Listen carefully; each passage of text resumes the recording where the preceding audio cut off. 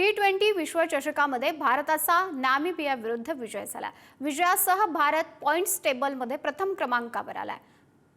भारताचा 93 धावांनी नामिबिया विरुद्ध विजय झालेला आहे। नामिबियाची फळी 116 धावांवरती गारद झाली आहे। ईशान किशनच्या 61 धावा झाल्यात तर हार्दिक पांड्याच्या 52 धावा झालेल्या आहेत। याबाबत अधिक जाणून घेऊयात। प्रतिनिधी अनौष्का जोशी आपल्याशी जोडले गेलेले आहेत। अनौष्का, माधुरी, अत्यंत महत्त्वपूर्ण विजय मिळाला आहे भारताला, कारण भारताने आता पॉइंट्स टेबलमध्ये प्रथम क्रमांकावर भारत गेला आहे। 4 पॉइंटसह सगळ्यात जास्त रन रेट आहे भारताचा आणि 4 पॉइंट सुद्धा मिळाले आहेत। त्यामुळे सुपर 8 मध्ये प्रवेश करण्यासाठी भारत हा प्रथम दावेदार झाला आहे। यासोबतच आजच्या सामन्यात ईशान किशन आणि हार्दिक पांड्याने उत्तम फलंदाजी करत भारताला 209 धावांचं लक्ष्य पूर्ण करायला मदत केली।